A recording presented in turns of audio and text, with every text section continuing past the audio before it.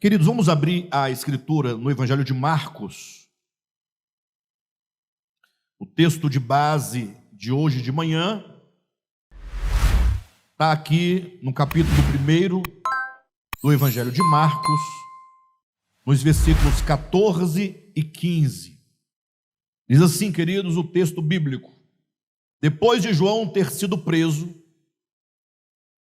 foi Jesus para Galileia, pregando o Evangelho de Deus, dizendo: o tempo está cumprido e o reino de Deus está próximo. Arrependei-vos e crede no Evangelho. Queridos, nós estamos dentro de uma série de mensagens intitulada O Cristo Caminho. Como eu já disse aqui outras vezes, o propósito dessa série é discipular, é gerar clareza acerca das coisas referentes a Deus. E quando eu falo gerar clareza, eu me refiro a uma necessidade muito grande que temos, haja vista que muita confusão foi feita e gerada dentro de nós ao longo da nossa experiência cristã. E até hoje mesmo, se você parar para ouvir o Alexandre pregando, depois você ouvir o Soares pregando, depois você ouve o Chapéu pregando, o Malafaia pregando e outro pregando, e você vai ficar meio perdido, porque são linguagens muito diferentes, são critérios muito diferentes, são assuntos muito diferentes, são perspectivas diferentes, interpretações diferentes. Ou seja, a confusão está feita. Você não tem que ter muito esforço. Você tem aí uma longa trajetória de vida cristã, a depender da sua idade, porque mesmo você tendo se convertido posteriormente aos 20, 30 anos de idade, mas você estava sob influência religiosa desde a sua infância. Seus pais, seus avós, a escola, os amigos, os familiares, ou seja, a influência religiosa em nós é muito grande. Então nós trazemos todo tipo de conceito, que sabemos lá de onde veio, e por mais que nos pareça bonitos os conceitos, interessantes, e nos pareçam esses conceitos verdadeiros, o fato é que nós não paramos um momento para verificar. Ora, em algum momento nós temos que desconfiar que deve ter muita coisa errada, porque se cada um fala de um modo, se cada um acredita de um modo, todos não podem estar corretos. Colocar aqui a teoria do terceiro excluído, ou há o falso e o verdadeiro, não tem um terceiro. Ou é falso, ou é verdadeiro, se são coisas contrárias. Então, em algum momento, nós temos que parar e falar assim: puxa, eu preciso rever muita coisa. E a primeira desconfiança que nos levará a isso é quando você para observar que tudo que você fez em nome de Deus, ou muita coisa que você fez em nome de Deus, ou aquilo que você fez em nome de Deus, em nome da fé, em nome da religião, não funcionou. Não funcionou.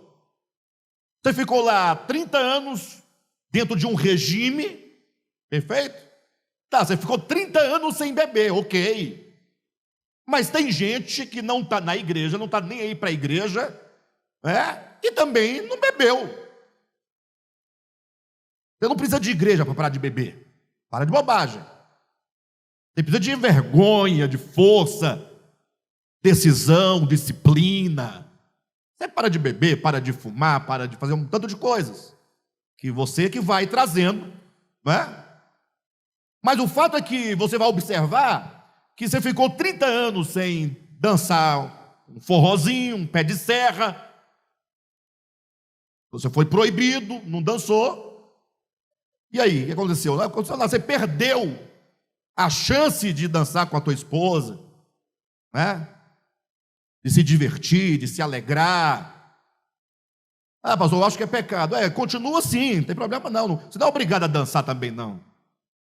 Agora, o fato é que você tem 30 anos dentro de um regime de pode e não pode, mas você vai observar que esses 30 anos e toda a sua liturgia, todos os ritos, tudo que você fez em nome da fé, em nome de Deus, em nome da religião, não mudou o seu coração. Você não se tornou uma pessoa mais agradável, você não se tornou uma pessoa mais amável, você não se tornou uma pessoa mais quebrantada. Ou seja, você continua. Porque é o seguinte, veja bem, presta atenção. Vamos pensar, uma pessoa que não tem compromisso com Deus, nem com a fé, nem com a religião, ele pode ser uma pessoa ruim, ok? Ele não tem compromisso. Ah, mas não é legal. É, mas ele é só ruim. Se essa pessoa ruim agora se envolve com fé, religião e Deus, no sentido religioso que estamos aqui colocando, o que vai acontecer? Ele vai piorar. Por quê? Porque a religião dele não vai mudar o coração dele, ele vai continuar perverso, só que agora ele vai fingir que é bom, ele vai acrescentar à sua maldade a hipocrisia. Aí você sabe que a hipocrisia está aí, para quem quiser ver, estampado, não é? É só perguntar para a esposa em relação ao marido, que ela vai falar quem ele é. Ah, na igreja é uma maravilha. Agora a esposa sabe que em casa ele não é aquilo que ele parece ser. Ou perguntar para o marido quem é a esposa. Hein? Ou perguntar para os filhos quem são os pais. Ou perguntar para os pais quem são os filhos. Vocês estão entendendo, pessoal? Então, assim, você começa a desconfiar que tem uma coisa errada quando você percebe que todo o esforço humano e religioso que você tem empreendido é incapaz de alterar as disposições do seu ser, do seu coração. Então, tudo começa daqui. Desconfiar. Desconfie. Deve ter alguma coisa que não está certa. Perfeito? Daí porque nós fomos o quê? Contaminados, com muita informação, muita confusão, muita doutrina, e talvez até hoje você fala assim, agora, nessa igreja aqui agora, o tal do Devap, agora que acabou tudo, agora eu estou confuso de tudo, porque até então estava tudo certo, agora desmontou tudo. Então eu digo para você, nos acompanhe naquilo que estamos ministrando nessa série. Reflita, procure compreender. E o que hoje nós queremos tratar, desconstruir e construir em cada um de nós, é uma coisa muito fundamental, básica.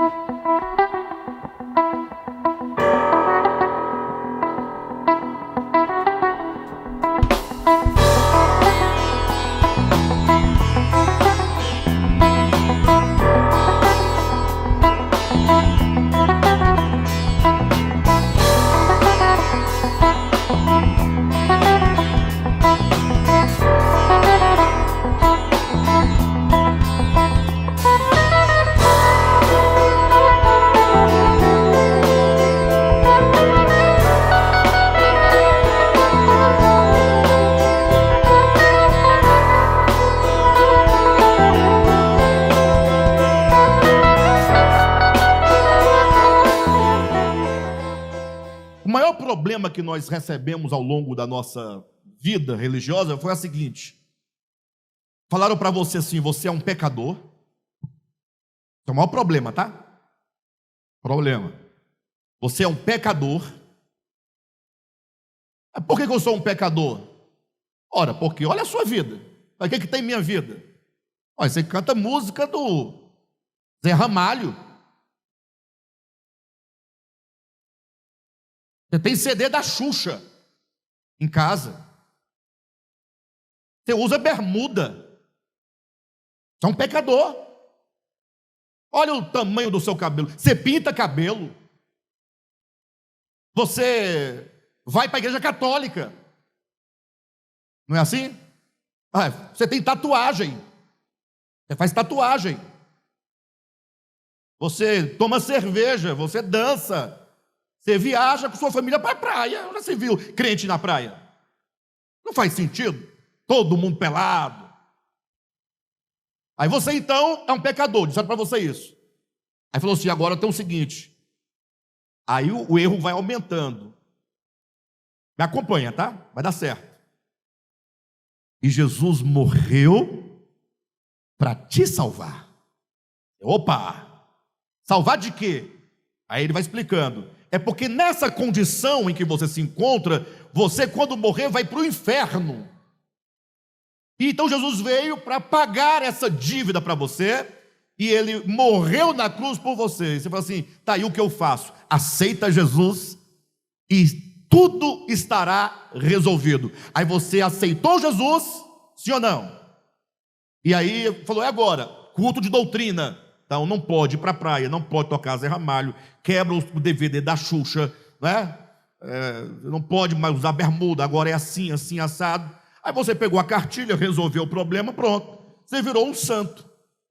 Virou um santo. Agora você tem a plena certeza da sua salvação. Ou seja, quando você morrer, fica tranquilo que você vai para o céu. Está indo. Aí você fala assim, eu estou bem. Quando eu morrer, eu vou para onde? Para o céu. E o pau quebrando. Inimizade com a sogra, inimizade com o cunhado, inimizade com a esposa, inimizade com os filhos, inimizade com os irmãos. Não pode nem congregar porque tem raiva dos irmãos da igreja. Tem ódio. Pessoas que deixaram de congregar na igreja que eles gostavam, e eu até acredito que deve gostar ainda, mas não tem condições de olhar para a cara do Marcinho. É sua mesmo. É justificável, né? Porque, te falar, misericórdia. A loura é uma sofredora, coitada. Mas como diz, né? O amor não se explica. Então, vocês estão entendendo, pessoal? A pessoa tem a sensação agora de que está salva. Quando eu morrer, eu vou para o céu. Alexandre, mas você falou que esse aí é um grande erro? É, o grande erro. O grande erro porque tudo isso que foi dito tem coisas verdadeiras. O homem, de fato, diz a Escritura, ele nasce sob o pecado, ele nasce inclinado ao pecado, ele nasce em condenação. Em um homem todos pecaram, nós sabemos disso. É verdade que existe a condenação eterna, é um fato. É verdade que existe a vida eterna, isso é um fato. É verdade que Cristo morreu na cruz pelos pecados, é verdade, é um fato. A grande questão é que as coisas não acontecem dessa maneira como te apresentaram. Aceita Jesus e tudo estará resolvido. Nós precisamos perguntar o que é o Evangelho de Jesus Cristo. O que é o Evangelho? Me ouça em nome de Jesus. Temos que perguntar, Jesus pregou o Evangelho? A Bíblia afirma que ele pregou o Evangelho? E se ele pregou o Evangelho, qual é o conteúdo desse Evangelho? Nós temos que perguntar quais são os efeitos do Evangelho na vida daquele que o recebe. Temos que perguntar o que o Evangelho fará quando alguém o abraçar. Quais são os resultados? E o texto dessa manhã que nós lemos aqui, ele é muito maravilhoso, porque ele traz no versículo 14 de Marcos 1, dizendo o seguinte, que depois de João ter sido preso, foi Jesus para a Galileia, pregando o Evangelho de Deus. É aqui que nós temos que ficar.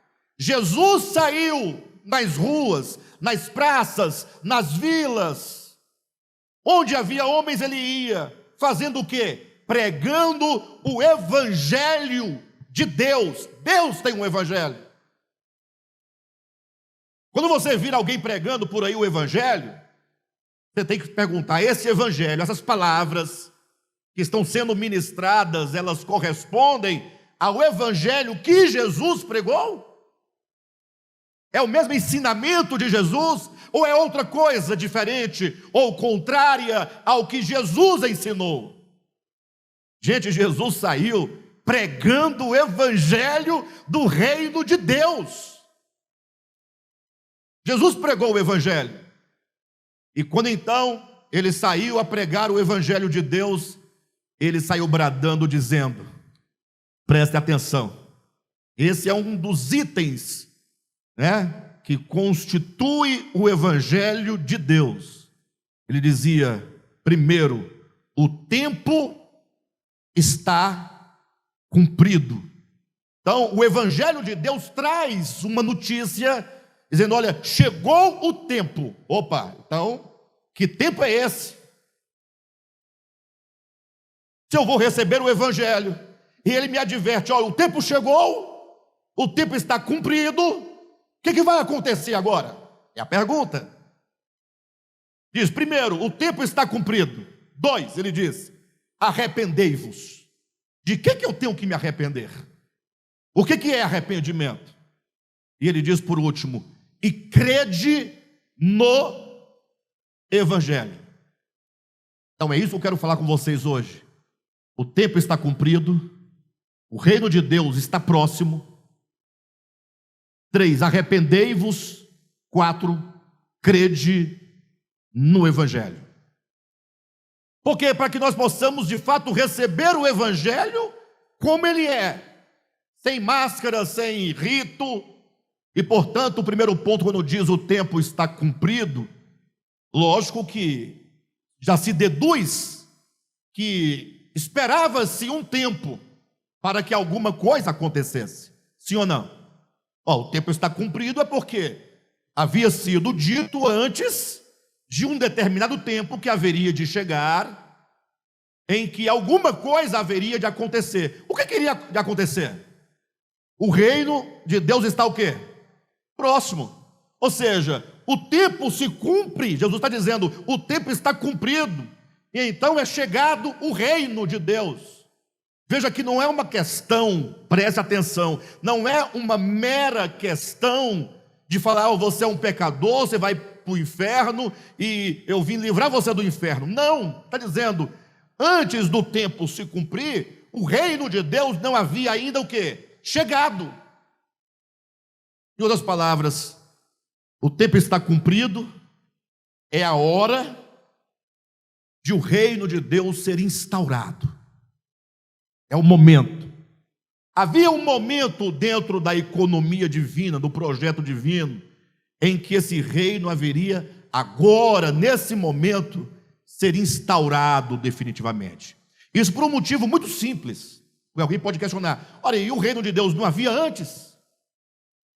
Alguém pode questionar isso? O reino de Deus não pode ser delimitado pelo tempo. De fato, o reino de Deus, enquanto o reino de Deus, ele é atemporal.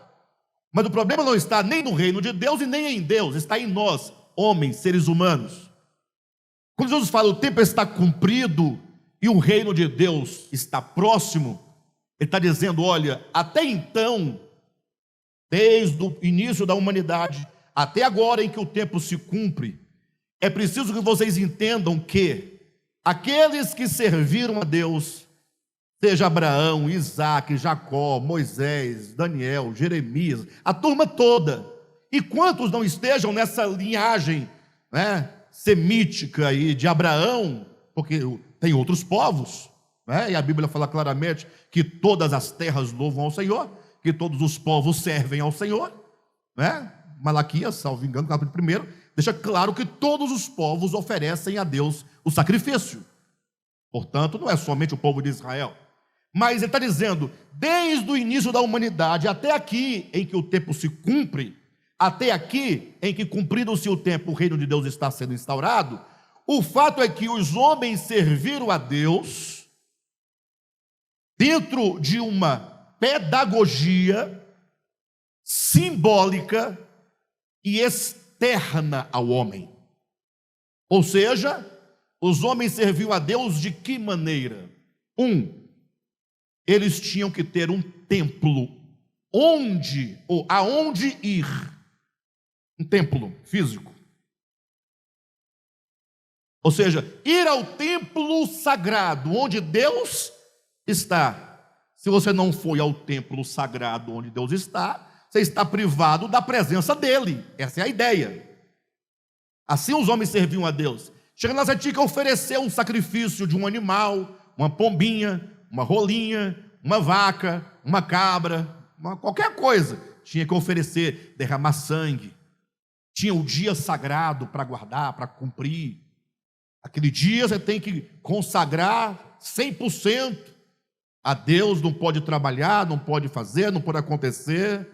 Uma vez por ano tinha o dia do arrependimento, todo mundo ficava de cabeça baixa, arrependido, aquela coisa. Ou seja, tudo o que eles faziam em relação a Deus eram oferecer a Deus coisas. Coisas. Quem está entendendo? Daí vocês vão lembrar do texto de João capítulo 4, quando diz assim, a mulher samaritana, né, perguntando para Jesus, eu vejo que tu és profeta, então diga-me, onde devemos nós adorar? Lá no monte, aqui no monte Gerizim, ou lá em Jerusalém, no monte Moriá? Em qual dos montes devemos ir? Porque no Moriá tem o templo, ou tinha, de Salomão. Aqui nós temos o nosso templo no monte Gerizim.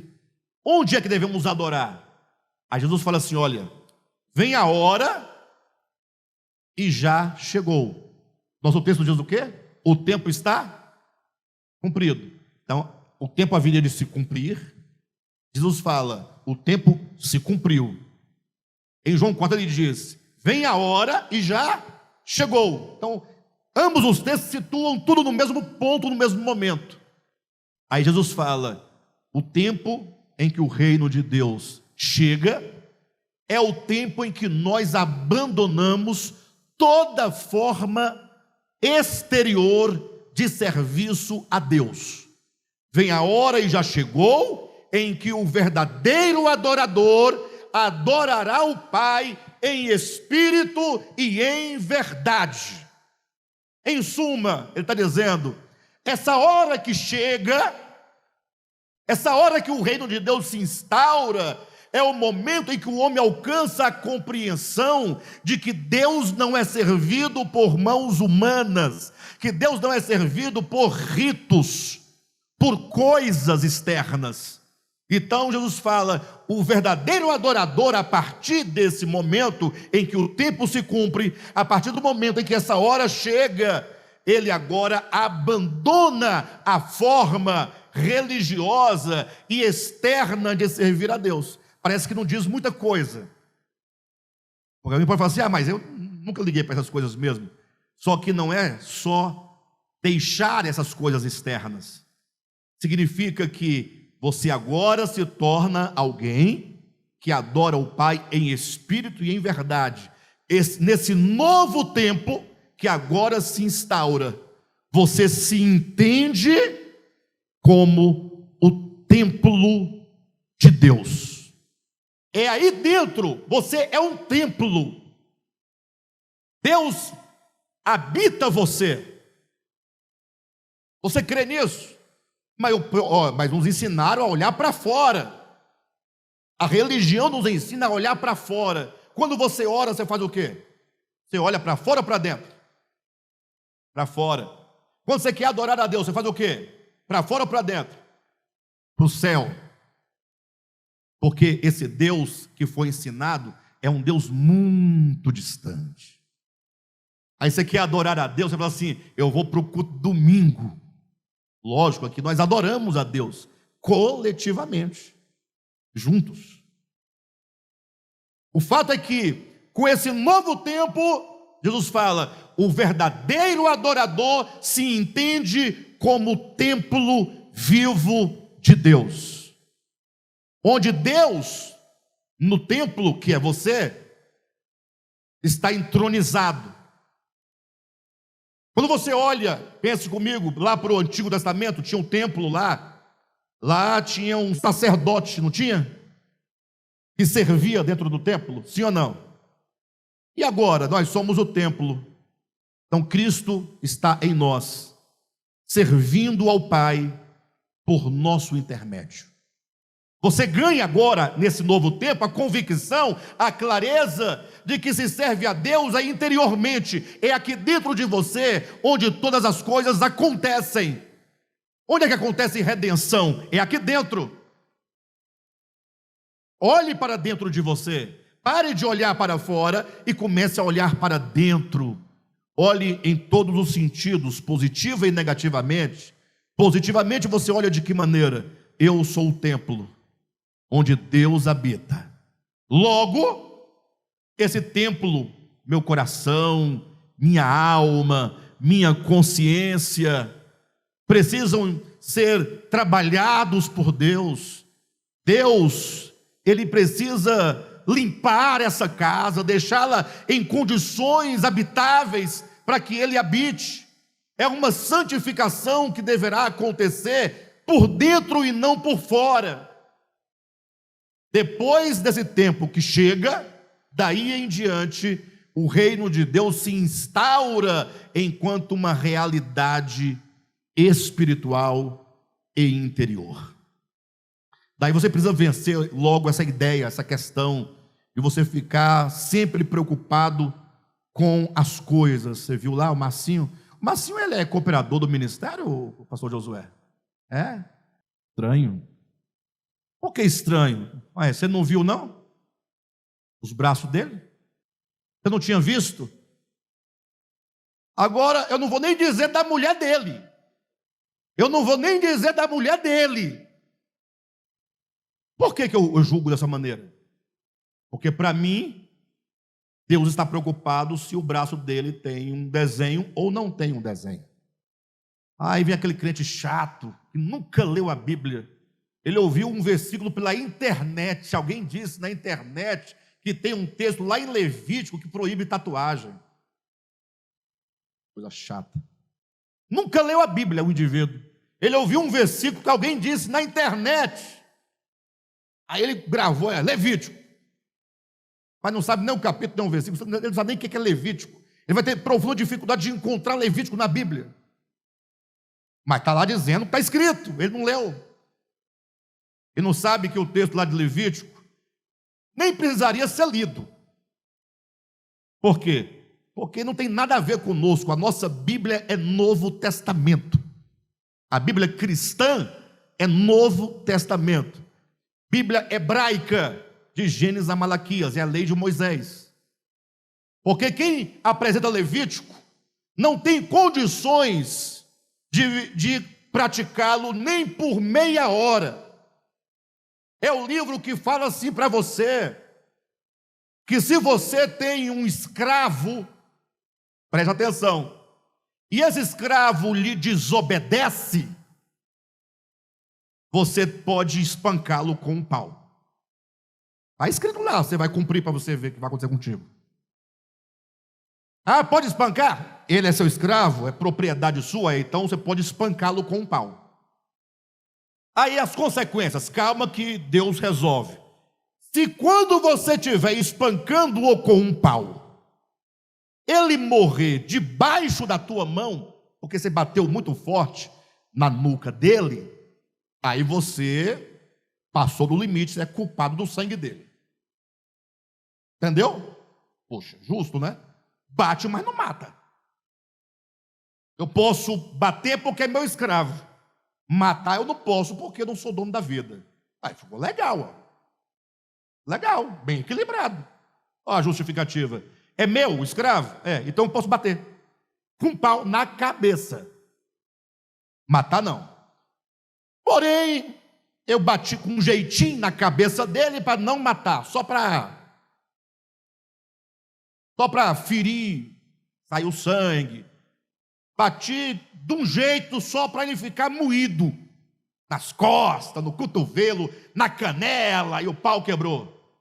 Aí eu larguei ele lá, todo moribundo, todo esculhambado. Passou um dia, ele está lá. 2 dias, ele está lá. 3 dias ele morre. Morre pelo espancamento. Só que tem um detalhe, ele não morreu debaixo da minha mão. Porque afinal, Eu bati nele, tem quantos dias? 3. Logo, eu não sou culpado de sangue dele. Por que eu citei esse texto? Sabe para quê?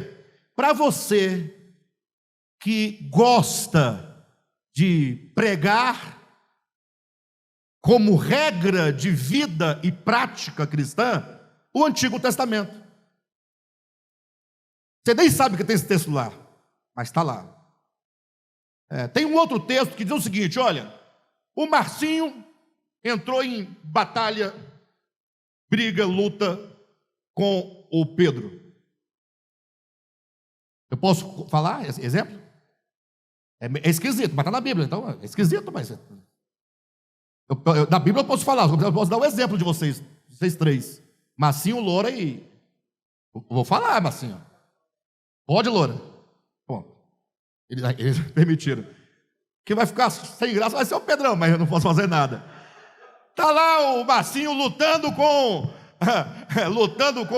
o Pedrão, os dois. É o Marcinho e o Pedrão. Olha os nomes. Tá. Aí o Pedrão pega... Pedrão mais novo, mais magro, não tanto, mas em condições físicas um pouquinho melhores. Aí ele pega o Marcinho pelo pescoço e começa a apertar. Vai apertando, o Marcinho vai ficando vermelho. A Loura chega e fala assim: pronto, tu vai matar meu marido. O que ela faz? Ela pega uma faca e castra, vem por de trás, castra o Pedro. Cai o cacho no chão. Só apertar? Não é cortar? Para soltar. O Pedrão falou que lá fala de pegar e não cortar. Piorou a situação. Vai piorar. Tá bom, a Loura não pegou faca nenhuma, tudo bem, vamos, volta a fita. Ela só pegou de jeito e torceu. Poxa, mas é a única maneira que ela consegue tirar o marido da mão do Pedro, porque se ela der murro nas costas do Pedro, ele não vai sentir nada, vai? Então, quando um homem vier para cima de você, como é que você faz? Entendeu? Ele vira uma criança. Mulheres, essa é a tática.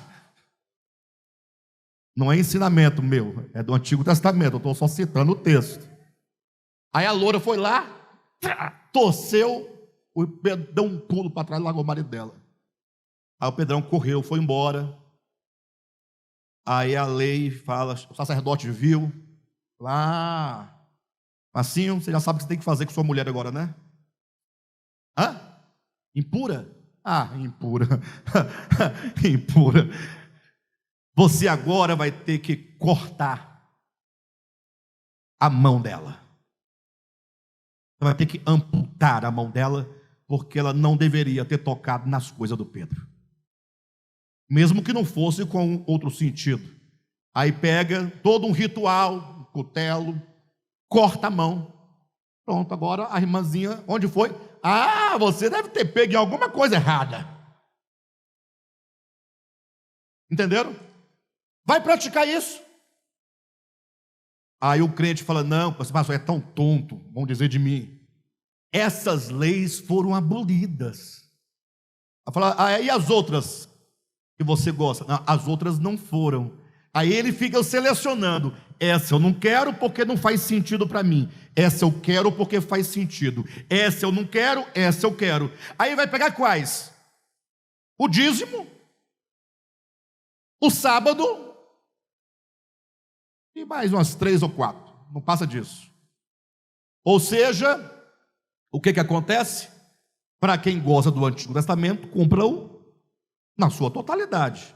Ou então entenda, a Bíblia cristã é o Novo Testamento. E o Novo Testamento instaura um novo tempo esse que a partir de então, você se entende como sendo o lugar onde Deus habita, o lugar onde Ele é adorado. É dentro de você. A vida cristã acontece aqui dentro. Agora, a grande questão em torno desse aqui dentro é porque quando fala aqui dentro fica muito vago, não é? Eu sou o templo, você é templo de Deus? Levanta a mão. Só quem é templo de Deus. Só quem é. Pronto. Não é não? Então, veja bem. Aí você fala assim, tá bom, eu sou o templo, Deus habita em mim. Ok. É aqui dentro que acontece, todo louvor, adoração, serviço, Todo mundo está claro disso, sim ou não? Deus não é servido por mãos humanas, é no espírito, é dentro, portanto. O vereador e adorador adora em espírito e em verdade, tá? Aí você fica tentando colocar isso na prática. Como é que você faz? Como é que acontece, pastor Josué? É dentro, eu sei que é dentro. Deus habita aqui.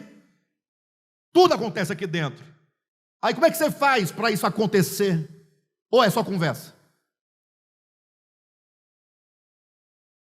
Pedrão, por favor, fique de pé. Isso. Pedrão é templo de Deus, do Espírito Santo, não é? Você está claro que todas as coisas relativas ao reino de Deus ocorrem dentro de você e não nesse espaço físico? Você sabe disso? Você concorda, acredita, crê? Tá. Então agora, mostra aí para nós. Como é que isso acontece? Pela fé. Como é que é a fé? Faz aí. Não tem o que fazer, né? Mostra aí, faz alguma coisa. Porque, veja como é simples. Pode sentar, Pedrão. Quando o camarada chegava lá no templo do Antigo Testamento, antes do tempo se cumprir, antes da hora chegar, ele sabia o que fazer, Entrava lá, pegava o animal, entregava para o sacerdote, tinha um ritual, corta o pescoço, derrama o sangue. Taca um pouquinho de sangue na testa do pecador, leva o sangue lá para dentro, coloca no chifre do altar, etc. Está resolvido. Aí, pronto, eu fiz o que tinha que ser feito. Mas agora temos um problema. Sabemos que somos o templo de Deus, que é aqui dentro que o reino acontece, que o reino de Deus está instaurado dentro de mim, é chegado em mim. E agora? A tatuagem não tem nada a ver. O colar não tem nada a ver. Como é que eu faço? Percebe que quando nós chegamos nesse estágio, nós nos sentimos um desviado? Quem concorda? Você fala assim, eu não sei mais o que eu faço, porque antigamente eu sabia o que fazer. Aí, o Alexandre, Josué, Marcinho, tirou tudo de mim. Acabou. Agora, o que os crentes faziam, eu deixei de fazer, porque é tudo aqui dentro. E agora, até coisas que eu não fazia, passei a fazer, porque eu entendi que não é pecado. Aí eu me sinto como qualquer um. Perdeu a graça, eu não tenho mais o que fazer. Mas o tempo é chegado, o tempo está cumprido. Arrependei-vos e crede no Evangelho. Eu quero entender como que isso acontece, como que isso se manifesta, como é que eu posso mensurar essa ideia, esse acontecimento em mim. Gálatas capítulo 4, versículo de 1 a 6, talvez seja um dos textos mais importantes da Bíblia. Porque, por incrível que pareça, é um texto que fala dessa obra de Cristo em nossas vidas, mas que vai usar uma outra linguagem, que não é a ideia de que Jesus morreu por mim, eu devo aceitá-lo e ponto final.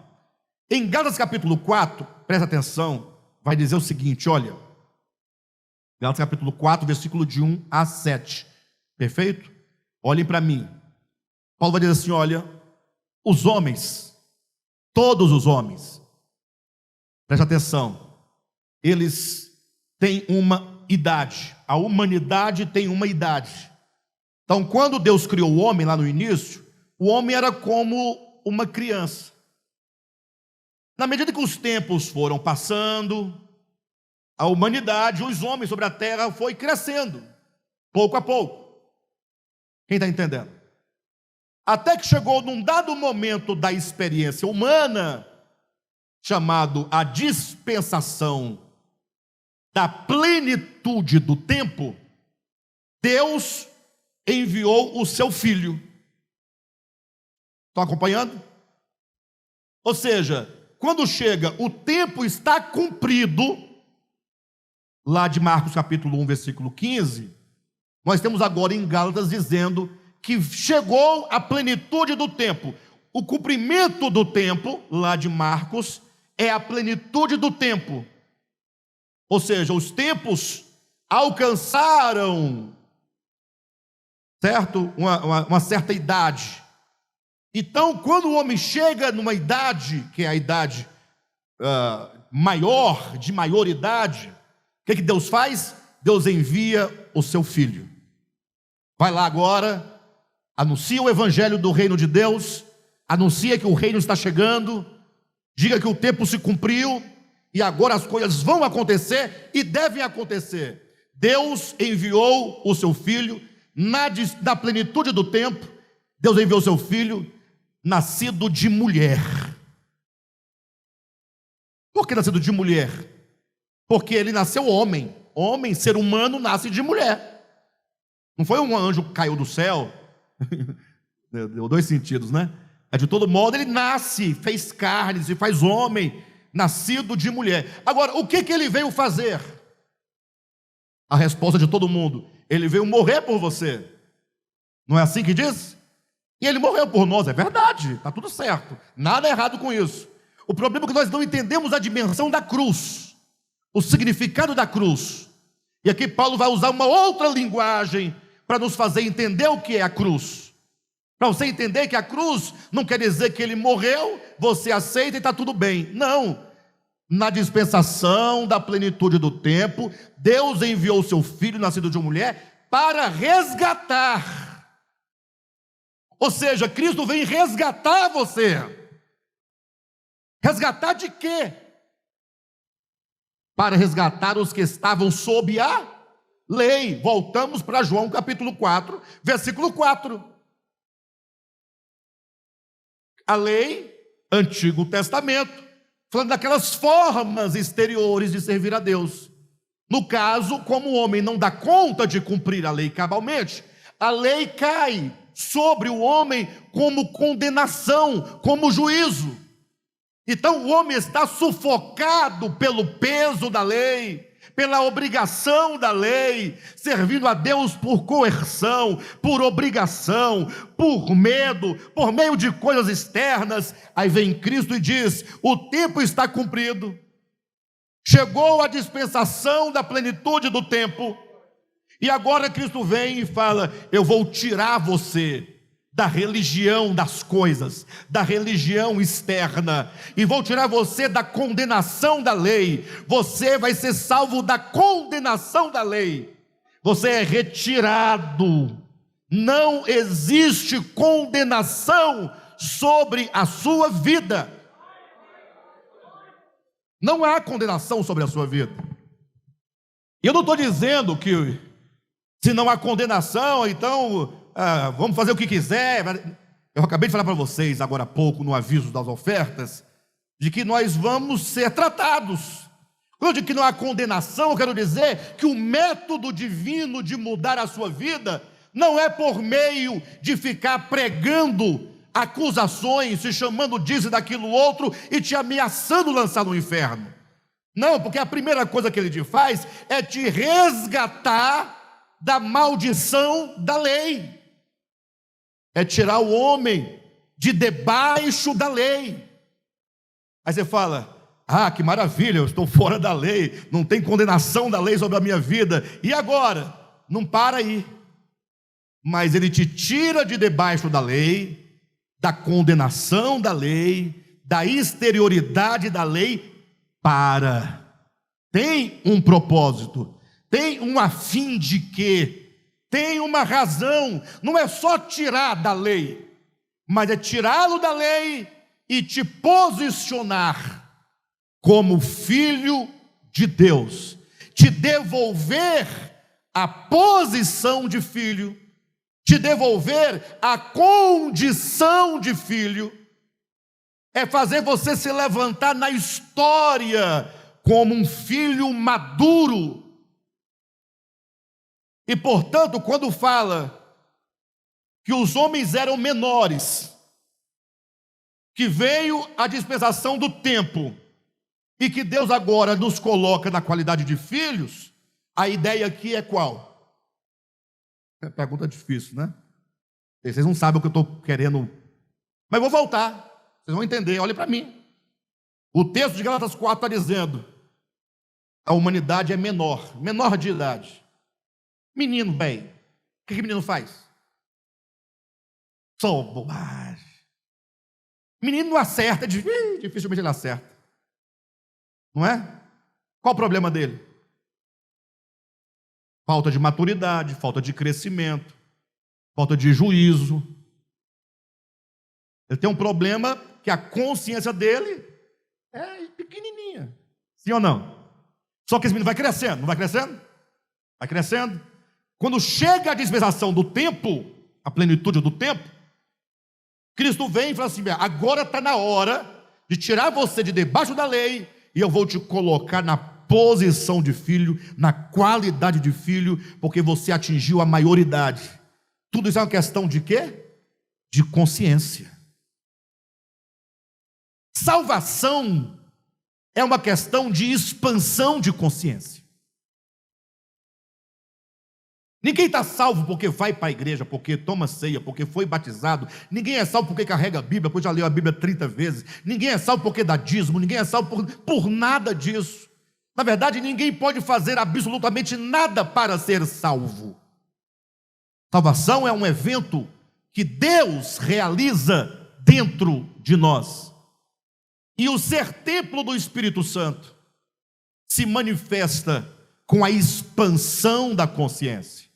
Eu não tenho como mostrar para vocês num gesto ou num rito que eu sou. As pessoas estão me olhando e querendo saber o quanto o Alexandre já teve a sua consciência expandida. Alexandre, o que é ter a consciência expandida? Eu vou dar um exemplo prático para vocês.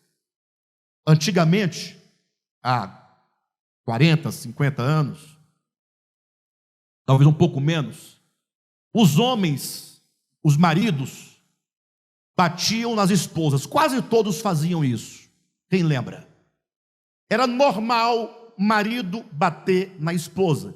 Isso há uns 30, 40 anos. Todo mundo via, todo mundo sabia, e não dava nada, está tudo certo. Vocês lembram dessa época? Quem lembra? Aqui deve ter muitas mulheres que apanharam muito de seus maridos.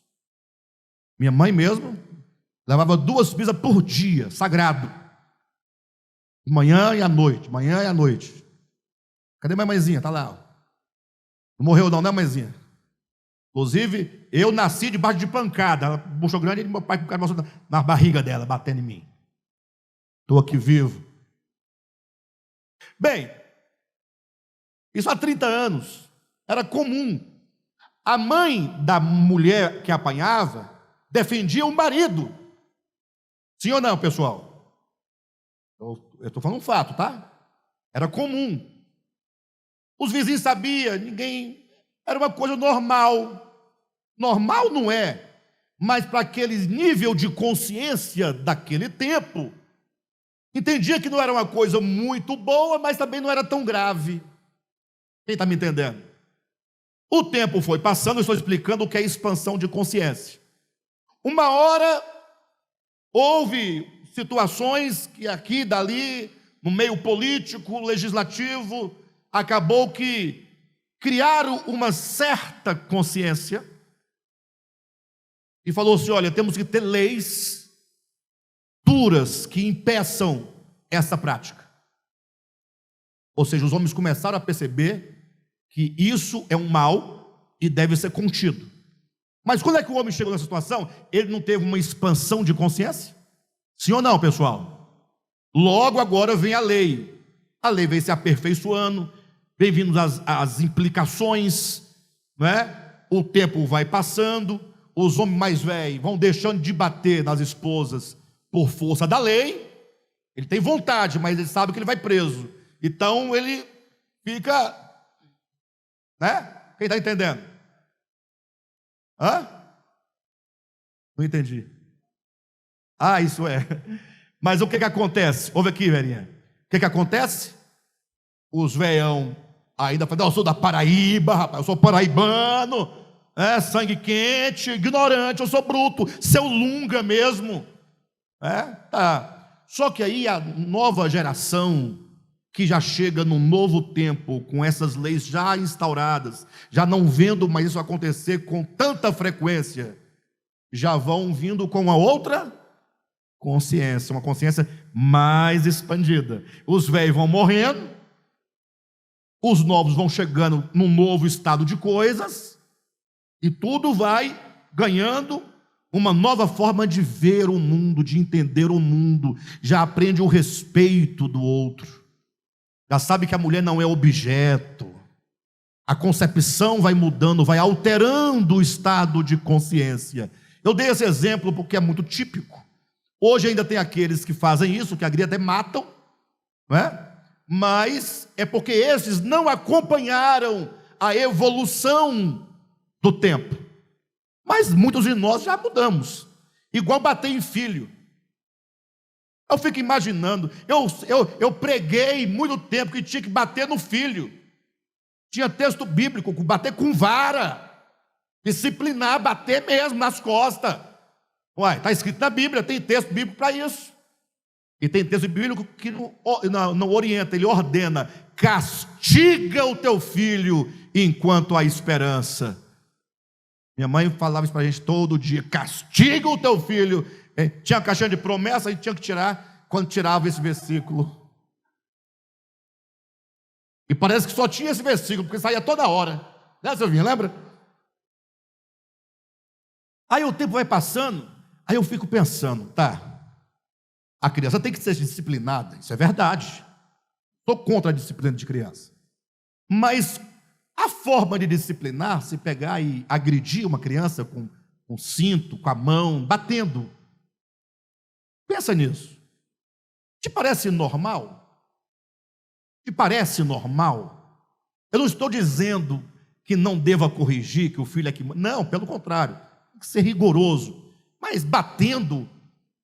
Mas lembra que nós estamos vindo de uma cultura que se batia em escravo? Que se batia na esposa?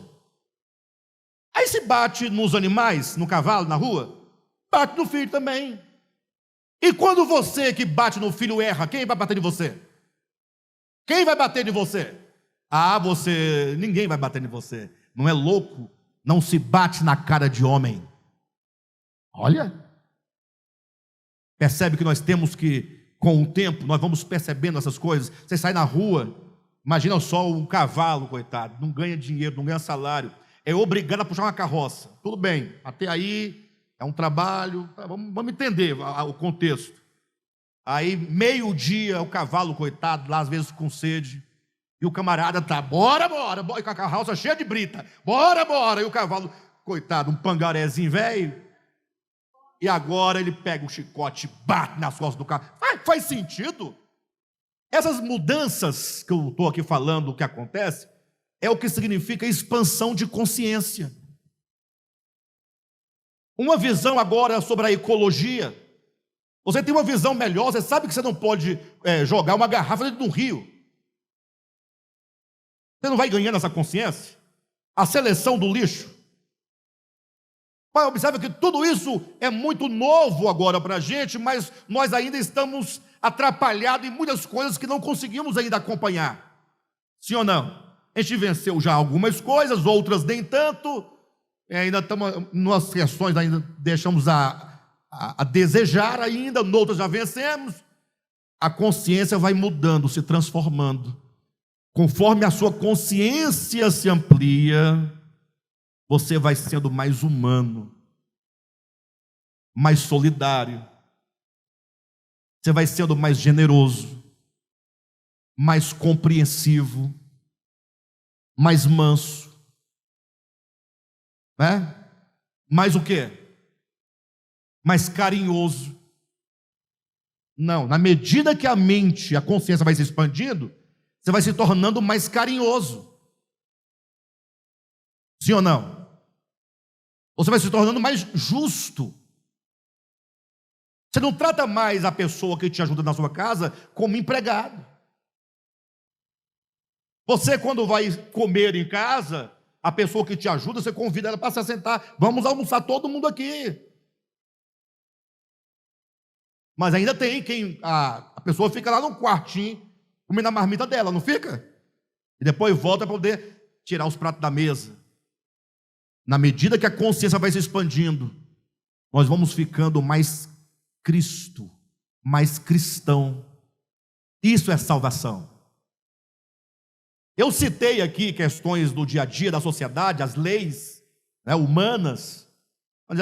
Está confundindo o evangelho com as leis humanas. Meu filho, o evangelho transforma o homem e transforma a sociedade como um todo.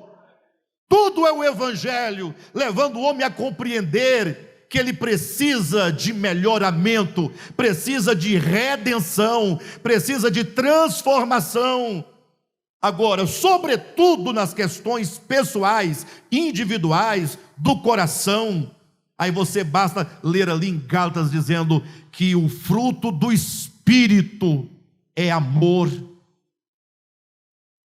é paz, é alegria, longanimidade. Ser longânimo, longo, demorar, deixa acontecer, deixa, vai dar certo, Deus vai resolver. Benigno, bondoso, justiça, isso é o fruto do Espírito. Vocês entenderam que a igreja e os teólogos, os pregadores, colocaram o fruto do Espírito como uma coisa que não existe na vida prática? Onde é que está a bondade? É nas relações aqui, ó. O fruto do Espírito é do Espírito, é só eu e o Espírito. Não, meu irmão, ele transforma você de tal modo para que essa transformação se manifeste enquanto laços de fraternidade, ações de bondade nos relacionamentos. O Evangelho se manifesta como bondade na relação com o outro. Ser benigno, ser justo. Justiça é fruto do Espírito. Você pagar o que convém pagar. Tem gente que chega numa barraquinha de cachorro-quente e fala: quando é que está cachorro-quente? Está R$2,50, faz por 2? R$2,50 cachorro-quente, faz por 2? Pode até ser que isso aconteça porque você precisa comer o cachorro-quente e só tem 2. Aí você tem que falar assim: ô fulano, é R$2,50, é? Rapaz, eu estou com R$2 e precisava comer esse cachorro-quente. Depois eu posso até te repassar os 50 quando tiver. Tem como fazer? Agora, o cara está o dia todinho vendendo cachorro-quente na rua, porque precisa. Ninguém vende cachorro-quente porque não precisa. Foi lá na casa dele, foi para a rua, ficou lá te esperando você passar. Aí você fala assim: mas R$2,50 ali é 2. Faz por 2? Aí o problema está do outro lado agora aqui, ó. Eu vendendo. Falta o fruto do Espírito de lá e de cá agora, vai faltar aqui também. Não, meu irmão, dá os R$3 para ela, aí ela fica procurando. Fala: não, pode deixar. É justo, pratique a justiça, paga as pessoas. Pastores aí, ó, não leve mesmo para sua casa para capinar seu lote de graça porque você é pastor, não. Está errado. Tem que pagar o irmão, capina o lote, paga o lote para ele. Quanto é que é para capinar o lote? O preço que ele cobra, você tem que pagar. Nunca vai estar caro. Sabe por quê? Ele vai estar lá capinando o lote, você vai estar sentado numa cadeira de balanço, olhando ele fazer o serviço. As relações são boas. Eu posso pagar, o camarada precisa de trabalhar. É uma relação boa, mas seja justo. Minimamente justo. Já que você não quer capinar, seja justo. Não, é 180 para capinar, pois vai levar os 200. Com direito a Coca-Cola gelada, um bolinho à tarde, o almoço, suquinho, din-din. Paga bem, fruto do Espírito. Quando a consciência se expande, você fica liberto das suas espertezas. Vou ter que parar por aqui, né? Então, o tempo está cumprido, pronto. O reino de Deus é chegado, e esse reino se manifesta expandindo nossa consciência. Isso é salvação, isso é redenção, isso é obra da cruz, é a cruz de Cristo que em nós vai destruindo as espertezas, as maldades, as perversidades, a mentira, a impureza, e vai instaurando o reino de Deus, que não se manifesta, não é dizendo pela fé, se manifesta em atos de bondade, de amor, de graça, de misericórdia, de perdão, de fraternidade, de humanidade. Isso é o Evangelho, irmãos.